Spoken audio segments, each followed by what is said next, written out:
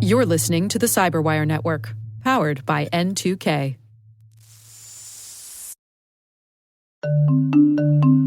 When it comes to mobile application security, good enough is a risk. A recent survey shows that 72% of organizations reported at least one mobile application security incident last year, and 92% of responders reported threat levels have increased in the past 2 years.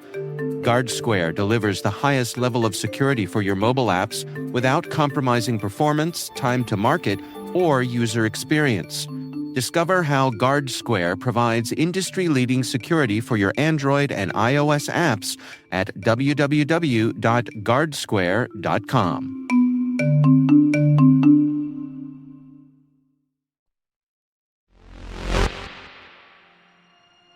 Space assets have traditionally been protected, at least from nation-state attack, by these very strong norms.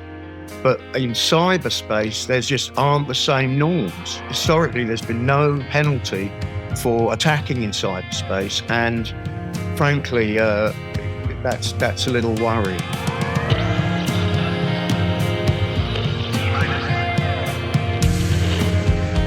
Welcome.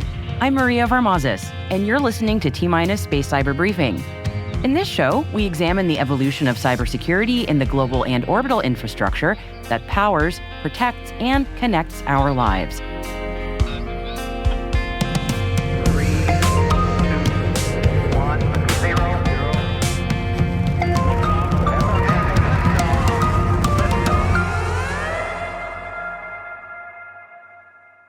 Hi, everybody. Thank you for joining me today.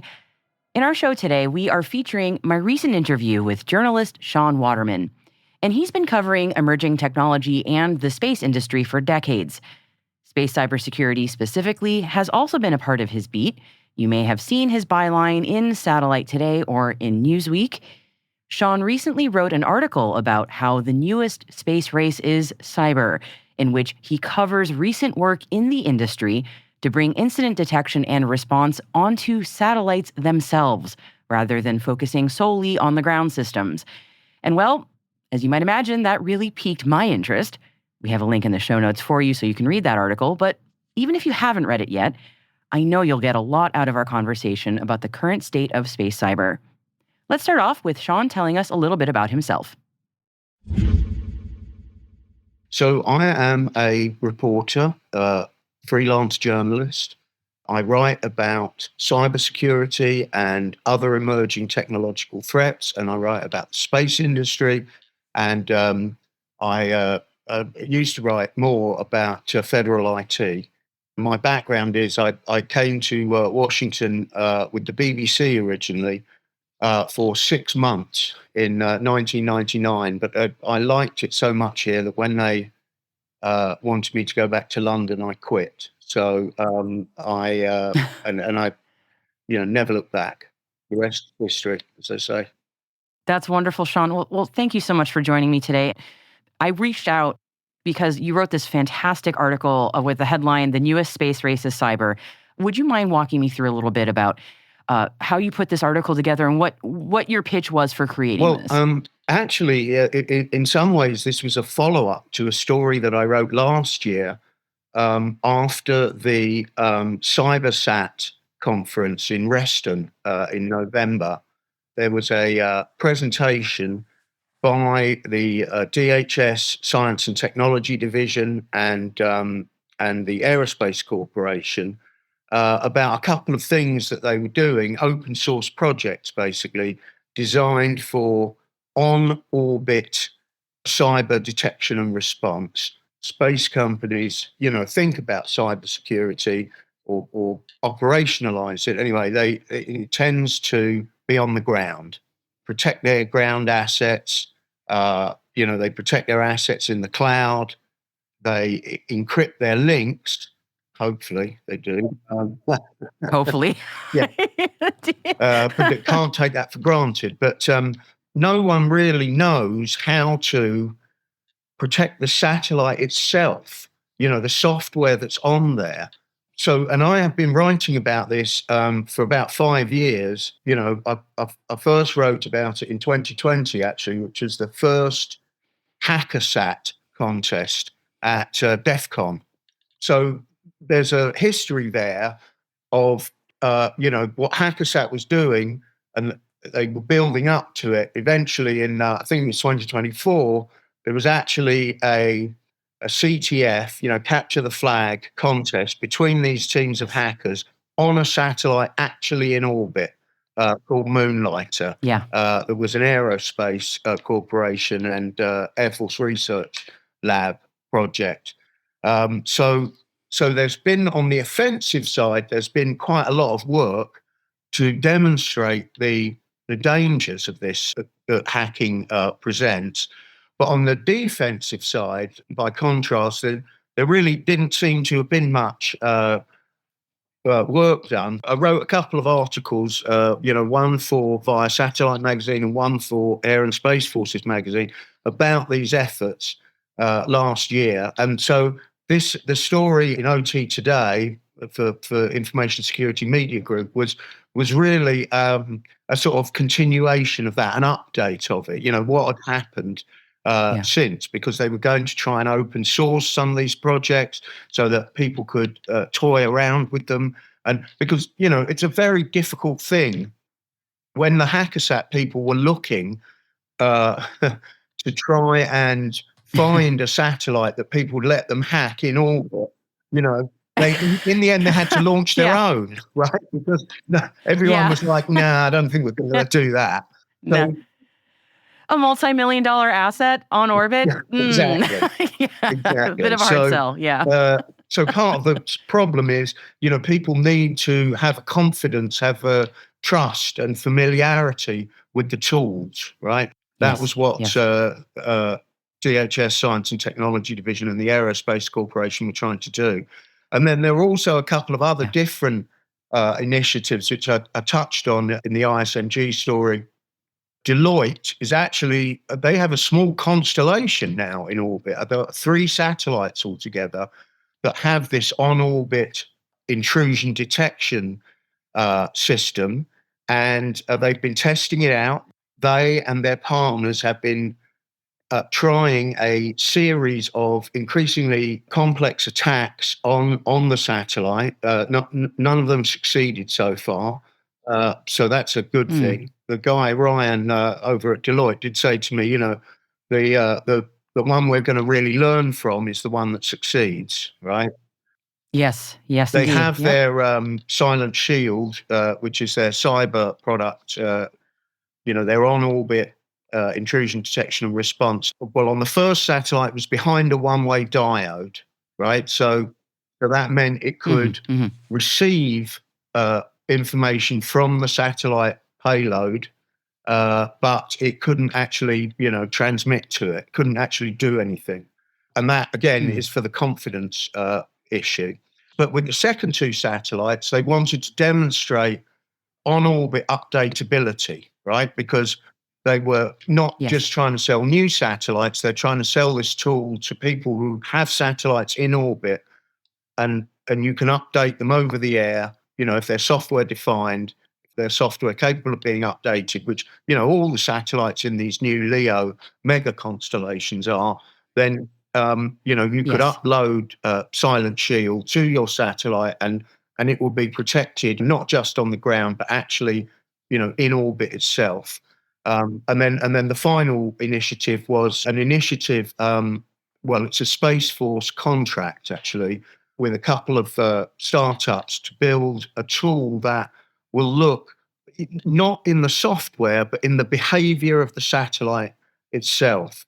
What's it doing? What's it transmitting? Is it maneuvering? What's its orbital status, and where's it pointed? Is it pointed in the right direction? All of this stuff. It's dangerous to rely on telemetry for detection, because one of the things that a hacker might be able to do, and this is a big part often of hacking operational technology systems, is you get the system to keep sending telemetry that says everything's fine. I mean, that was how Stuxnet worked, right? The weapon that was deployed against the Iranian nuclear program. these centrifuges that spin at enormous speeds to enrich uranium started shaking themselves to pieces. And the Iranians couldn't figure out why, because everything, all the telemetry, all the sensors were reporting all normal. Right. So that's an important problem, and the Space Force are focused on, that's called the cyber resilience on orbit. Time for a quick break now. When we come back, Shaun Waterman details why behavior is the key indicator for security incidents with spacecraft. Here's a hint. How often do you see space-based CVEs? Yeah, more on that after this.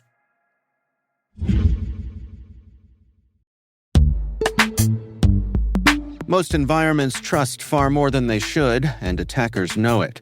ThreatLocker solves that by enforcing default deny at the point of execution. With ThreatLocker Allow listing, you stop unknown executables cold. With ring fencing, you control how trusted applications behave. And with ThreatLocker DAC, Defense Against Configurations, you get real assurance that your environment is free of misconfigurations and clear visibility into whether you meet compliance standards.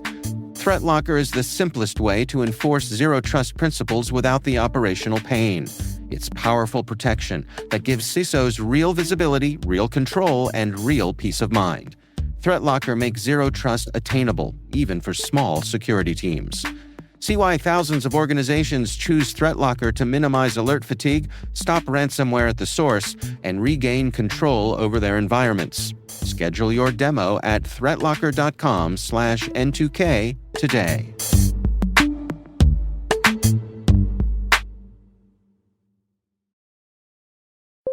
When you need to build up your team to handle the growing chaos at work, use Indeed Sponsored Jobs. It gives your job post the boost it needs to be seen and helps reach people with the right skills, certifications, and more. Spend less time searching and more time actually interviewing candidates who check all your boxes. Listeners of this show will get a $75 sponsored job credit at Indeed.com/podcast. That's Indeed.com/podcast. Terms and conditions apply. Need a hiring hero? This is a job for Indeed Sponsored Jobs. And we're back. Here's more of my conversation with journalist Shaun Waterman, jumping back in with indicators of behavior and what that means. So indicators of behavior look at things other than the software to figure out if there's an intruder in the system. Part of the reasoning for that is that there isn't in space a tradition like you have with earthbound IT systems of, people finding vulnerabilities and reporting them, and this huge bank of CVEs which are reported and validated software flaws. This is how a lot of detection is done in earthbound cyber, through looking for the indicators of compromise that show that a particular CVE is being exploited.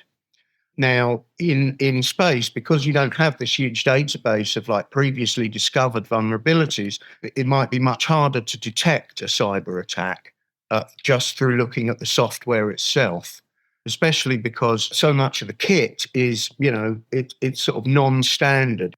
Yeah, it's custom per satellite. Absolutely. In many cases, right? I mean, especially with the big, the sort of legacy geo satellites, in geostationary orbit, these huge, exquisite satellites, they have custom-built hardware, absolutely custom, and it's run with firmware, embedded software, very difficult to analyze, very difficult to detect potential attacks. The indicators of behavior are a sort of collateral way, really, of detecting an attack. Not looking directly at the software, but looking at possible impact that it's having on the way the satellite's actually behaving. The drawback, Maria, is that indicators of compromise, if they're done in the right way, are pretty deterministic, right? If you see this, you know it's an attack, you know it's exploiting the following CVE, you know its blast radius might be X, Y, or Z. With indicators of behavior, it's much more probabilistic. This looks like it might be X, Y, or Z. That's the $64,000 question or challenge, because, if you're trying to empower satellite owners and operators to defend their assets, but they really need a yes or no answer. They're not going to mess with a multi-million-dollar orbital asset, or because it might be, something might be up. Mm, So yeah, mm, but it that's is very fascinating. interesting, because it just, That it's is. cyber is not one thing, and it's certainly not in space. There's a multitude of sort of different approaches that you have to take. This multi-layered defense, to protect these Absolutely. assets. Now, we were talking a lot about, when we're thinking of the more custom, the exquisite, I love that word that you use, the exquisite satellites in GEO, the huge military, especially assets. But I'm thinking for the proliferation of more commercial constellations in LEO, do we see the paradigm changing dramatically, or maybe not at all when we're thinking about that? Or maybe is it too early to even be thinking about when we've got these constellations in LEO that are more commercialized, will they have their own custom Linux distro that they're running on, or is it going to be sort of a similar Well, that's a situation? really interesting question. So the big LEO mega constellations are all vertically integrated, right? So, it's a Starlink dish, it's a Starlink satellite, it's Starlink hardware, it's Starlink software, all the way up and down the chain. At least with SpaceX, they have used, or tried to make a much more use of commodity hardware, regular chips, and yeah, running Linux. I actually don't know what the operating system for Starlink is. I mean, the firmware for the dish has been taken down a couple of times, I think, by Yeah. researchers at Black Hat and DEF CON. Obviously, the satellites themselves, that's a very different kettle of fish, and I don't know. I'm not aware that anyone's done any sort of work trying to tinker with that. Mm. But yeah, I think the big Leo constellations, we are seeing a lot more commodity. Just because the scale, you can't. You're not going to build your own chips. If you're putting 20,000 satellites into orbit, that is not going Truly, to yeah. work out. Yeah, and SpaceX's vertically integrated approach, I mean, they're SpaceX, they're the big, exception to a lot of things, and they've been able to do that walled garden approach. But certainly, at least if we listen to what the space industry is saying about the way things are going to be going, they certainly won't be the only dominant player doing what they're doing if we give it enough time. And I'm at some point, I wonder, they've been sort of able to keep things walled off and relatively protected, but there are going to be a lot more constellations out there that probably won't be as vertically integrated as Starlink's is. I don't know. I can't help but wonder what's going to happen It's there. going to be very interesting. Amazon Leo, which is probably going to be the first. Well, there's one other operative Leo constellation out there, but I think it's OneWeb. Amazon Leo is coming online, I believe this year.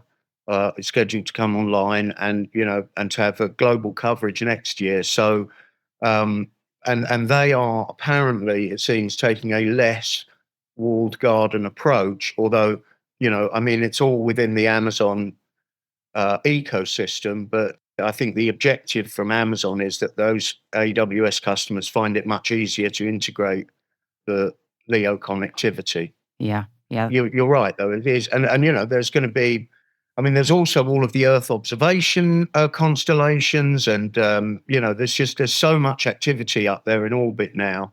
And a lot more of it, I think, is going to be using commoditized hardware and software. Kratos has created an open source management platform for satellites. So, and the virtualization as well. This is back on the ground, replacing hardware switches and modems with software.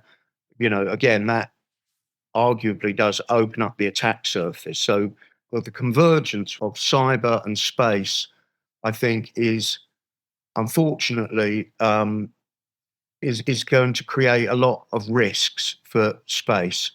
Space assets have traditionally been protected, at least from nation state attack, by these very strong norms. all the superpowers have demonstrated kinetic anti-satellite capabilities. None of them have ever used them. Part of the reason is that it's clearly a red line. You know, if you're doing nuclear command and control through your satellites and the adversary starts to mess with them, that is a very bright, thick red line that's been crossed, and people generally don't want to do that. But in cyberspace, there just aren't the same norms. Historically, there's been no penalty for attacking in cyberspace, and frankly, that's a little worrying. Oh, it's a lot to think about, Shaun. Thank you again so much for speaking with me. I greatly appreciate your time. It was lovely. I enjoyed it, Maria, and I'll come back anytime.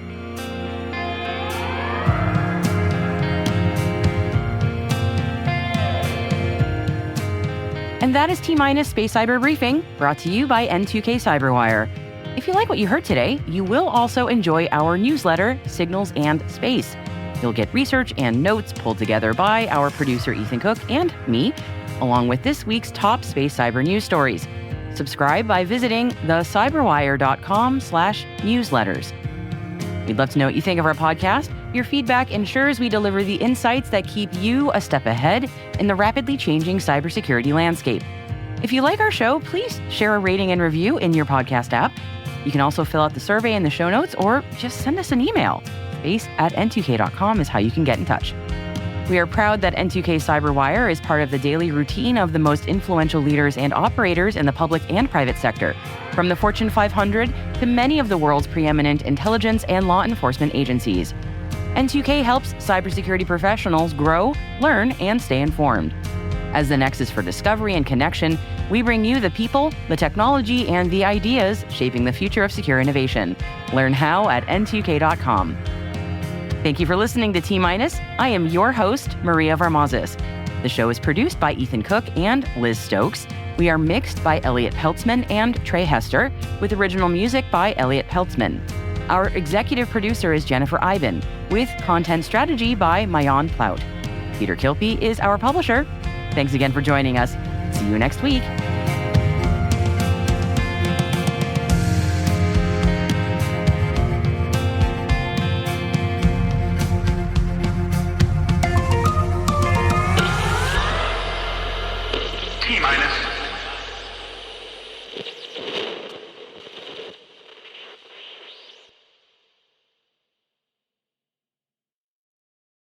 Ryan Reynolds here from Mint Mobile. I don't know if you knew this, but anyone can get the same premium wireless for $15 a month plan that I've been enjoying. It's not just for celebrities, so do like I did and have one of your assistants switch you to Mint Mobile today.